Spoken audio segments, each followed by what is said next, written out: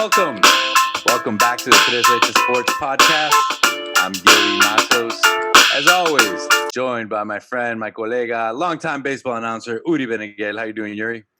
I'm all right, Gil. What's up, brother? I don't know. I got these mixed feelings today. I'm a little sad because I miss my boy Omar. I miss O. I know you're gonna get to that eventually, but I'm actually really excited because I understand that you got me some fresh meat. You got me some fresh meat, bro, and that I like. I got you another Omar too. So Yeah. joining us from the show, Facts Not Opinion, Omar Ortiz. How you doing, Omar? What's going on, guys? Thank you for having me. I appreciate you guys inviting me. Oh man, you better get ready, especially with that hat on your head, bro. You better be ready. With that hat on your head, you better bring the fire. You better bring the fire. That I gotta respect you. That I gotta respect. All about DMX tonight, baby. X, baby. For everybody listening to the audio, Omar's got a Yankee hat on, so obviously everybody here from Boston. But anyways, as always, Tres Leches Sports Podcast brought to you in conjunction with El Mundo Boston. 3 topics, 3 guys. Let's get started right away, guys. I know this is a good favorite topic of Omar for sure, but we'll start right away. The Boston Celtics. 25-26 after losing to Philly tonight. And there have been grumblings calling for the heads of Celtics president Danny Ainge and coach Brad Stevens. And surprisingly, even stars Jason Tatum and Jaylen Brown. Omar, do you think JT and JB are the solution? Or are they the problem? I'm going to cut to the chase. I feel like they are the problem. Because at the end of the day, your team's identity becomes the identity of your best player, right? And who's our best player? Jason Tatum. Is he a leader? What is he doing to lead this team? Is the East competitive? Yes. It is? Yeah. How many good teams do we have in the East? I think the East is competitive. How many good teams we have in the East? Yeah, Philly, Milwaukee. Charlotte just had some injuries, but they were pretty tough. Philly, Milwaukee, Nets. After that, there's nobody else. I mean, that's 3 pretty good ones right there. Okay. So, there's a 3 that can compete for the title. Hold on. But also the question you asked was, is the East competitive? I'm pretty sure they're pretty good. I mean, I'm pretty sure it's very tight. So yeah, it is competitive. What I'm trying to tell you guys is, you name 3 teams. After that, name a good team in the East. We have 2 All-Stars. We have Kemba, who's a previous All-Star. We got Marcus Smart that you love, Gil. You love him. And we're fighting for the 8th seed. So how good is Jason Tatum and Jaylen Brown? They're fighting in the East to make the 8th seed right now. They just lost again to the Phillies. They got smacked. And you said they only lost by 10. Really? No. I said they lost by 10 because they were getting crushed, and it was not as close as 10. But So you think Jason Tatum and Jaylen Brown are the problem, not the solution in Boston then? Me personally, yes, because you're trying to build the team around those 2 young guys. All right, young guys? Go ahead, Omar. I'm sorry. Go ahead, finish up. Not even gonna. What? Go ahead, but no, finish up. I'm sorry. I stepped on you. I'm just saying, like, at the end of the day, you build your team around a player that you think can take you to the promised land, right? So you're telling me Jason Tatum's going to take you to the promised land? Around a good team built around him? What does he do good? And I say this on my show all the time. What does he do good besides scoring? Well, anybody that scores that shoots 22 shots, so 25, 26, 27 shots is going to score at least 20 points a game. What does he do good to make his teammates better? What does he do good to take the team to the next level? Well, no, I'm going to step in now. Besides scoring. Go ahead. I'm going to step in now because it seems to me like you're blaming the weaknesses of the team on him. You're asking if the team is competitive. You're asking if it's a good team. You're asking if the team, what does the team do? Or they're fighting for the 8th seed. Where are they going? You're blaming. You're talking about how poor the team is, but you're not talking. But you're also telling me how good Jason Tatum is. You're telling me how much he scores. I mean, he's a high scorer. He's one of the best prolific scorers in the league. Therefore, if he scores that much, all teams know their defenses have to focus on him. Every single team, when they go in to face the Celtics, and this goes with every sport, they know who they have to focus on. They have to focus on this guy. And that's a trickle down. That's a trickle down effect. That makes the rest of the team better because they're focusing on one guy. It's a trickle down effect.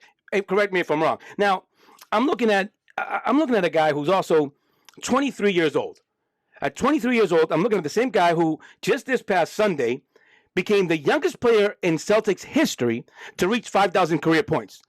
We're talking about the Boston Celtics. We're talking about the same franchise that had Larry Bird on it. We're talking about the Hall of Famers and 5 Hall of Famers. I mean, 35. Excuse me, and you want to sit and bash a 23-year-old who's already surpassed everything that all the expectations that were brought that he came with. And by the way, I will say this. I've covered sports for a long time, and one thing that I've heard so many coaches say all the time. I've heard it come out of Bill Belichick's mouth. I've heard it come out of Bobby Cox's mouth. I've heard it come out of Joe Torre's mouth. I've heard it come out of Phil Jackson's mouth. They all say the same thing. I know you guys have all heard it. Players win games, and coaches lose them. Now, I'm not going to talk about the coach. That's a subject for another day. But the reality is that it's true. Players win games. If that was the case, then if you're talking about Jason Tatum like he's not a winner, then you know what? Then neither was Manny Ramirez before he came to the Red Sox. Neither was Pedro Martinez before 2004. Neither was Alex Rodriguez before he got to the Yankees. Neither was Ted Williams. Ted Williams was never a good ball player. Neither was Barry Bonds. If you're going to judge Jason Tatum by the success of the team, not getting to the finals or whatnot, then you got to do the same thing with everybody else. Well, let's keep hold on. You talking basketball and baseball? I'm talking sports. Two complete. No. You cannot compare baseball and basketball ever. I'll bring it in. I'll bring it into basketball. So LeBron and Curry were 27 years old when they won their first titles. Hold on. KD and Jordan were 28. Tatum is 23, and he has 2 Eastern Conference Finals under his belt. Can I defend myself for what he said? I know it's your show. I want to defend myself for what he said. Go ahead. Name another player in the Celtics that started on the Celtics when they were 19. You're talking about Bird. You're talking about all these players. Ain't none of them played that started on the Celtics when they were 19. They all played 2 or 3 years in college. So that young shit, don't talk. I don't know if I can curse. That young stuff, don't. Nah. Bird didn't play when he was 19 in the Celtics. I'm just, and that's fair enough. I understand that point, but I'm just going to get back to the part of where you think that they're the problem and not the solution. Like, Omar, the fact is that this team, they have 2 guys that are averaging 25 points a game and doing everything they can, and that's all they have. They have half a knee from Kemba because he can't even play back-to-back nights. Marcus Smart was out for 3 months almost, so that's all they have. There's nothing else. Tell me which rotation player that they have would be a rotation guy in any of the competing teams. Do you know they have a worse record with Marcus Smart playing on that team? No. But regardless of that. Regardless of that, but answer my question. That's a fact. After those 4 guys, right? And it's 3.5 because Kemba again can't play back-to-back nights and his knee. God knows what you're going to get from him. But after those guys, which of their rotation guys can be a rotation guy on Brooklyn, on Milwaukee, on the Miami Heat, on any team in the East right now? Their rotation guys are garbage, and that's the problem. The problem isn't those 2 guys. The problem is the rest of the team, which is why I like the Fournier acquisition, because he takes guess what he does? He takes 30 minutes a game away from Semi Ojeleye. And to me, that's a win. It's like, can I ask you a question? Yeah. Before the Nets got Aldridge and Blake, who the hell was their backups? Yeah. Who? And they were still winning. Hold on. They were still winning, my brother. Yeah, I can answer this for you. They're still better than Semi Ojeleye and Carson Edwards and Grant Williams and all those guys. You're making my point. Thank you. Really? Yeah. Come on, son. They're You still crazy, better. bro. Who's Grant Williams? Who's Semi Ojeleye? Who's Carson Edwards? And who are the other pro players on the Nets besides these guys? Taco Fall. None of these guys would be in any of those rotations. None of these guys would be on any of those rotations. Bro, that's my point. Like I said, so you're telling me besides Blake Griffin and Aldridge, because they just got there. The role players and the bench players they had are good.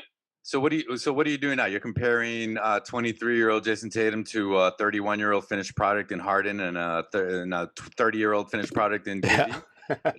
I mean, that's exactly what he's doing. The Nets are good. Yeah, we know the Nets are good. What are we gonna do? We're gonna just forget about get him help. Fact that everybody says that Jason Tatum's a superstar? No, get him help. Get him help. That's right. So when he had Morris, the Morris brother, one of the Morris brothers, when he had Hayward, when he had Jason Rozier. Yeah, they made it to the Eastern Conference Finals. And what did they do? They lost to a LeBron and that team that had nobody. Oh, so when he was 21, he didn't win it. But hey, how old was LeBron and Curry when they won? They had a good team. Yeah, but how old were LeBron and Curry when they won? And they had good teams. So you wanted him to be. So you wanted him to lead the Celtics to the championship when he was 21? Is that what you're saying? Why not? Why not? You had a great team around you. You had a great team around you. You had a great team around you. Yeah, but this ain't 81 with Magic, 80 with Magic Johnson. This is a problem with Celtics fans. This is a problem with Celtics fans. You guys want to talk about when he's 21. I'm talking about today. I don't care about what happened the other day. I'm talking about today. Okay. He had him and Tatum and Brown, 2 All-Stars, and they fighting for the 8th seed in the East. Yeah. Don't worry about what happened. KD, Michael Jordan, 28 years old when they won their first title. LeBron, Steph Curry, 27 when they won their first title. And they had pretty damn good teams leading up to that. And they didn't win it either. They're in the 8th seed right now. This is a growth process, bro. This is how it happens. And if he doesn't have help and they don't have anything around it, then guess what's going to happen? Those 2 guys are good for 25 a night. Where do you get the rest of them? Bro, do you watch Jason? Hold on. You live in Miami. I have NBA League Pass. I don't know if you've heard of this invention, but you can watch these games. I always tell you that. You watch the game once in a while. You watch the stats. You look at the box score. And you say, he scored. My man, your guy will score 30 points and have 0 assists. Yeah. Oh, well, you know what? 0 assists. How are you making your team better? He's supposed to be the best guy. All the NBA insiders voted him 3rd team All NBA, so they must not know what they're talking about either. But they don't watch the game. Did you watch ESPN today?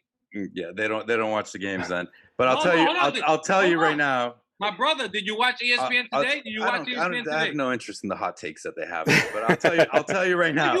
I'll tell you right now. I just gave you examples of guys that won later on in their careers. This is a growth process. This is the way the NBA goes. This is the way the league goes. Young guys don't win in this league unless it's like 1979. The league sucks when Magic Johnson won and he was 20 years old. Young guys don't win in this league. So when D-Wade won and Kobe run at 20. Oh, they were the alphas on that team, or was Shaquille O'Neal the alpha on that team? Come on now. Hold on. Come on. Shaquille O'Neal. Hold on. Shaquille wasn't a finished product at that point. Alpha in Miami. He wasn't the finished product there? In Miami? Okay. In Miami? He wasn't the finished product there. All right. Like 15 points a game. By the way, D-Wade was 24 when he won his first title. 1 year. All right, guys. All right. We're not. This is obviously not going to go anywhere. This is obviously not going to go anywhere. I mean, only time will tell. Only time will tell. We just got to wish that, I personally just hope, the Celtics do whatever's best for the Celtics. Simple as that, I mean, we'll see where Jason Tatum goes. But I got to move on. Guys. Just about a week into the new Major League Baseball season. And unless you're like Gil, that already has everything figured out and already picked who's going to win the World Series and who's going to be MVP, who's going to win the Cy Young. I mean, I think I'm still waiting on the Roberto Clemente Award. But unless you're like Gil, there's very little things, very few things that we know. There are very few certain things about baseball right now. But one thing that is for certain is that the New York Mets will have Francisco Lindor for the next 10 years. And that Francisco Lindor will be with the New York Mets for the next 10 years, barring any trade. Now, I say that because, just last week, a few hours before opening day, a few hours before first pitch of the season, Francisco Lindor and the Mets actually agreed to a 10-year, $341 million deal. $341 million deal. Lindor, who just came over to the Mets from Cleveland. And I ask you this, guys. It's pretty simple. I mean, that's a lot of money. That's also a lot of years. I ask, are these 10-year contracts, is that specific contract, a Francisco Lindor 10-year, $341 million deal with the Mets, is it good for the Mets? Is it good for baseball? Is it good for Francisco Lindor? Those three. How good is it? Is it good for the Mets? Is it good for baseball? And is it good for Francisco Lindor? I'm going to start off with you, Gil. What do you think? Is it good for baseball? I do think it's good for baseball in the sense that Francisco Lindor is in the biggest market in the United States, right? So he's in the biggest sports market. Okay. So to get a young star like that in the New York market, yes. So to go through this quickly, the second question was it good for the Mets? Is it good for the Mets? Is it good for the Mets? They need to take some of the thunder away. They're never going to be the top team in that city. So they need to steal some headlines any way they can from the Yankees. And I think Lindor is a good building block. I mean, he's a solid block. Am I going to cry a river for Steve Cohen paying $340 million when he's worth $14 billion? Of course not. Like he's making the money, they're making the money. So I'm not going to cry a river over that. But I think there's certain teams that need to make certain moves, and when you're the Mets, you can't penny pinch. You can't do that. You're a New York team. You make money. You have a billionaire owner who's worth $14 billion. You got to make these moves, and you got to make a splash when you do that. So I'm gonna say yes. It's great for baseball having a young star like that in the big market. The Mets, great for the Mets to sort of build around him, and I don't feel bad for Steve Cohen. I hear you. I hear you. And the first thing you said, to be honest with you, the first thing you said about it being good for the Mets because they need a young star because they're in New York, I completely agree for that. Saying that it's actually good for baseball that they need a young star in New York, I completely agree with that. But that's almost as far as I go. But before I go there, I'm gonna give Omar a chance to rebuttal, a chance to give us his take on this. What do you think, Omar? Is this a good contract for baseball? Is it good for the Mets, and is it good for Lindor? No, for Lindor, absolutely.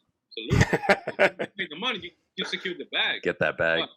Yeah, but for the owners, like I feel like the let's be real, guys. Is MLB where's MLB right now compared to the top 3 sports in America? Yeah, they're in the bottom. Growing up, MLB was never in the bottom. They're in the bottom, guys. So these contracts are setting them back.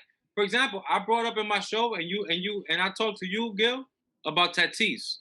14 years, a guy that's only played in the league for a year and a half. What happened to him yesterday? He got hurt. Yeah, but he got hurt. So we're investing 14 years to a player that's played a year and a half of baseball. Lindor, when he's done with his contract, how old is he going to be? 38, 39? 37. 37. Is he going to be the same player shortstop, that investment that you're bringing into him? At the end of the day, baseball's not making the money they're making in the past. They are though. And that's it. And because of the regional contracts, right? So they're still making that money. So they're not. I mean, Omar, these guys aren't billionaires because they're done with their money. They know what they're doing. If they're paying it, they can afford it. But my man, the Mets are always known. They get players, and the players die when they go to the Mets. Well, that is true. Hold on. When you go to the Mets, see you later. Look, the best contract in sports history is Bobby Bonilla. That's the greatest contract in baseball history. So after the Lindor contract's done, he'll still be getting paid. You see, I mean. Well, go ahead. Keep going. I'm sorry. You said it's good, so it's good. I just think these contracts are getting out of hand. Mookie Betts getting all those years in the Dodgers.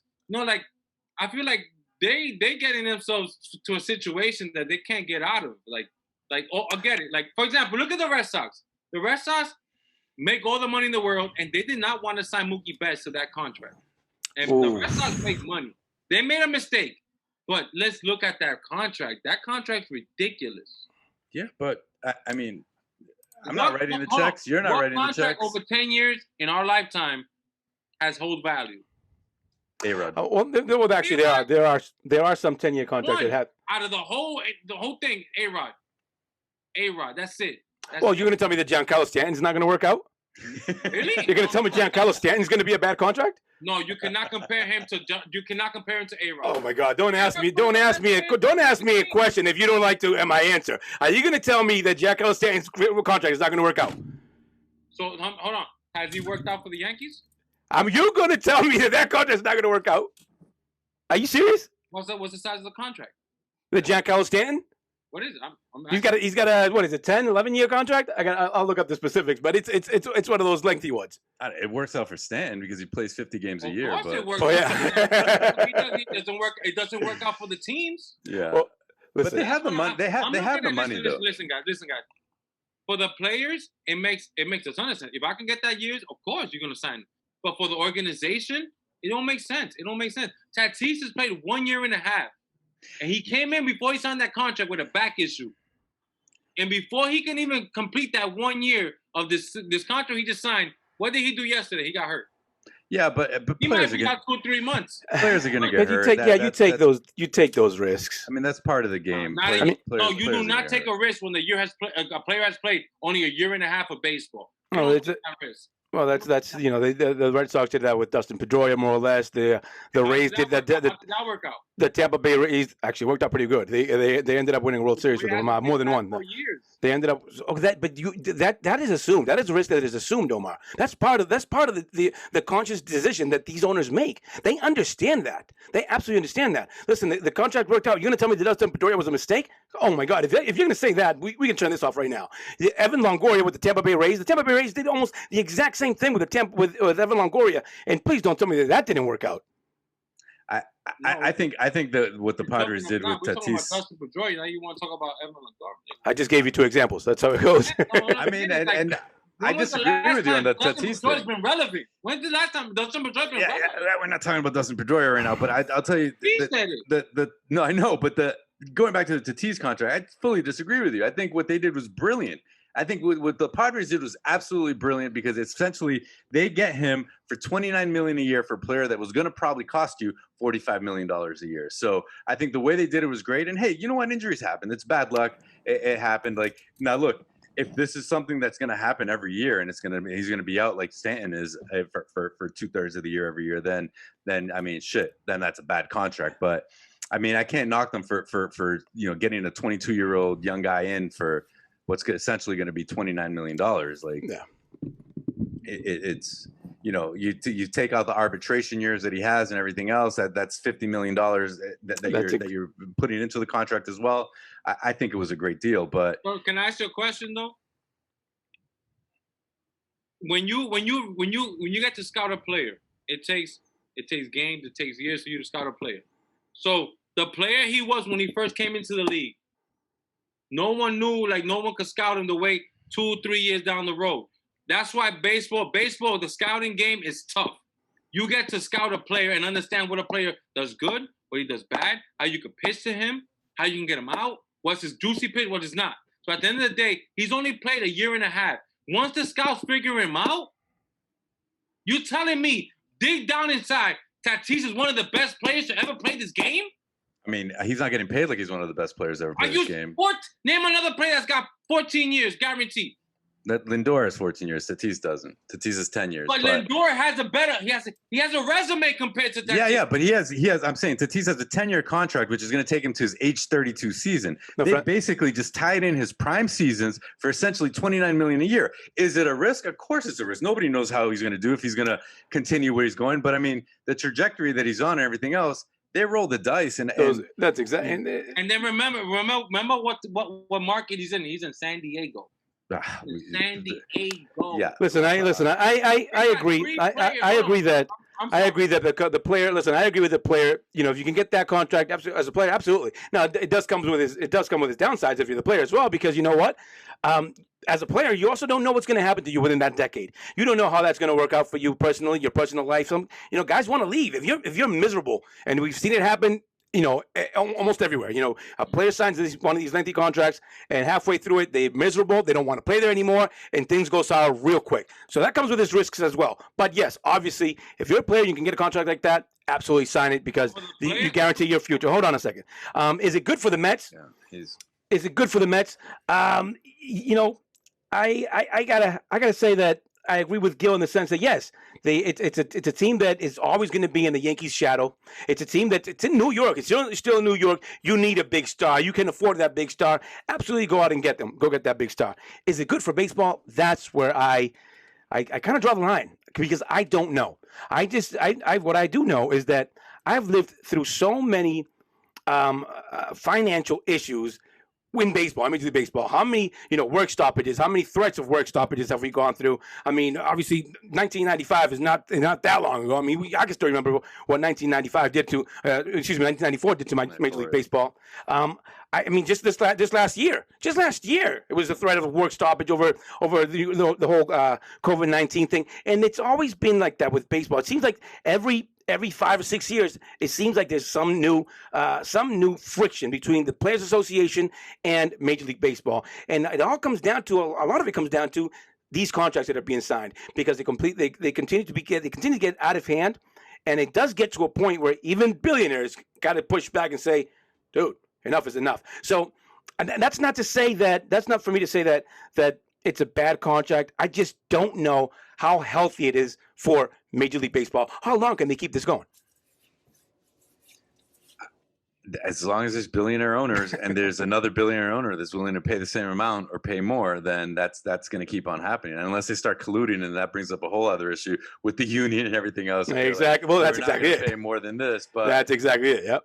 But guy, I mean, if you look consistently throughout all the other sports, the salaries per year salary is pretty consistent with the other sports are as well. So it's not that far out of whack. What we're talking here is a number of years, obviously, and that remains to be seen if those remain to be good deals or not.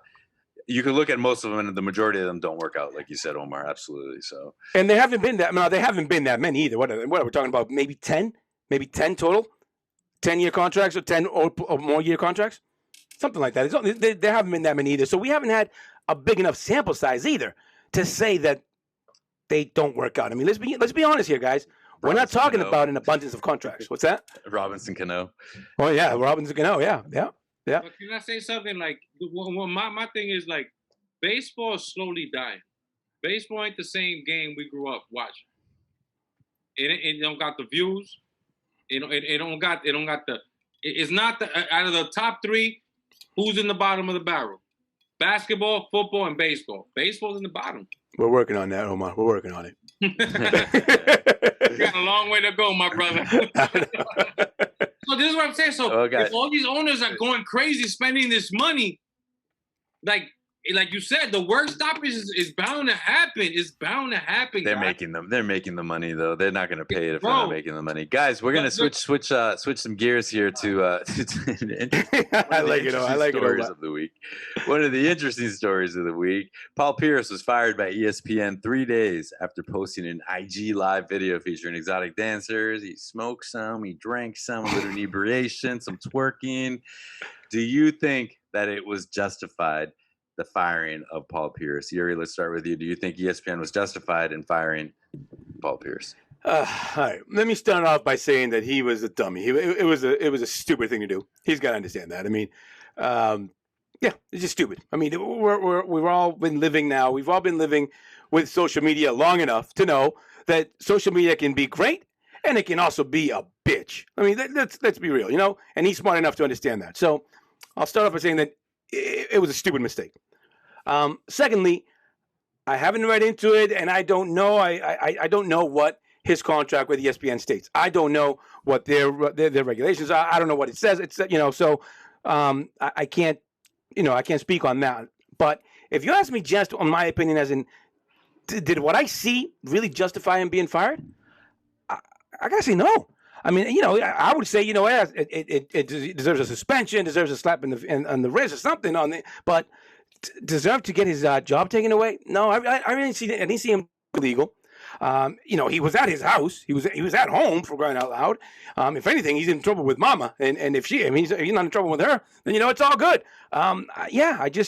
I don't see how it justifies getting fired. ESPN is owned by Disney, so maybe they just want to keep that that appearance, the public perception.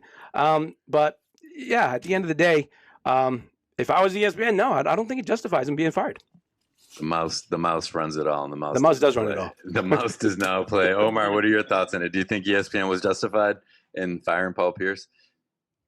I mean, I think as a profession, you need to conduct yourself professionally, and he's a professional ball. What you guys haven't talked about? What I think was going to happen now.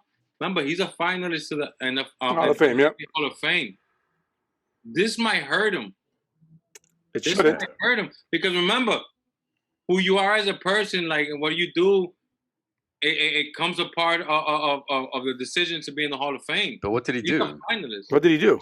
He smoked pot in a state where it's legal to smoke pot, and he drank, and he had some dancers. He's also naked. He's also a public figure.